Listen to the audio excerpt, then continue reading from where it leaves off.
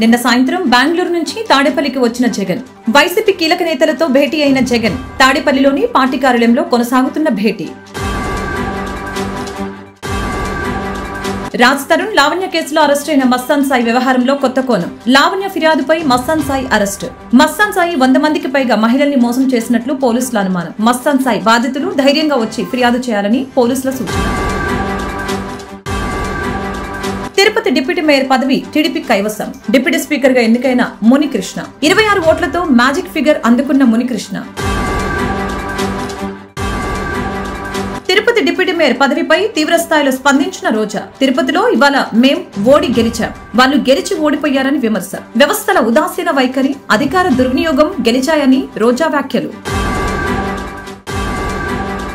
Musk కి dose బాధ్యతలు అప్పగించిన ట్రంప్ కార్యవర్గం. ట్రంప్ ప్రభుత్వాన్ని మస్క్ వెనకుండి నడిపిస్తున్నారంటూ వచ్చిన ఆరోపణలు. తమ అనుమతి లేకుండా మస్క్ ఏమీ చేయలేరని వ్యాఖ్య. నేడు రథసప్తమి. తిరుమల అరసవల్లికి పోటెత్తిన భక్తులు. తిరుమలలో సూర్యప్రభ వాహనంపై తిరుమాడ వీధుల్లో మలయప్ప స్వామి ఊరేగింపు. అరసవల్లిలోని సూర్యనారాయణ స్వామి ఆలయంలో వేడుకల్లో పాల్గొన్న కేంద్ర మంత్రి రామ్మోహన్ నాయుడు. ఫిబ్రవరి 5న జరగనున్న ఢిల్లీ అసెంబ్లీ ఎన్నికలు. దేశ రాజధానిలో ఎన్నికల భద్రత పటిష్టంగా ఏర్పాటు చేసిన ఢిల్లీ పోలీసులు ఓటింగ్ రోజు ముందు ప్రజలకి శాంతి సందేశం ఇవ్వడానికి ఫ్లాగ్ మార్చులు నిర్వహించిన అధికారులు. 205 మంది వలసదారులతో టెక్సాస్ నుంచి భారత్కు బయలుదేరిన విమానం. అక్రమంగా యుఎస్ లో నివసిస్తున్న భారతీయుల్ని గుర్తించి స్వదేశానికి తరలిస్తున్న ట్రంప్ ప్రభుత్వం.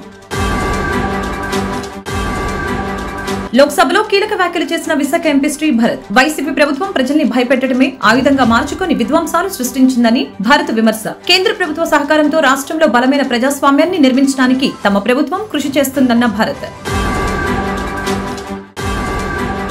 పోలవరం విషయంలో రాష్ట్రానికి అన్యాయం జరుగుతుందన్న మిథున్ రెడ్డి. టీడీపీ ఎంపీలతో కలిసి పనిచేసేందుకు కూడా సిద్ధమన్న వైసీపీ ఎంపీ మిథున్ రెడ్డి. రాష్ట్రానికి జరుగుతున్న అన్యాయంపై పోరాటం చేస్తామని వ్యాఖ్య.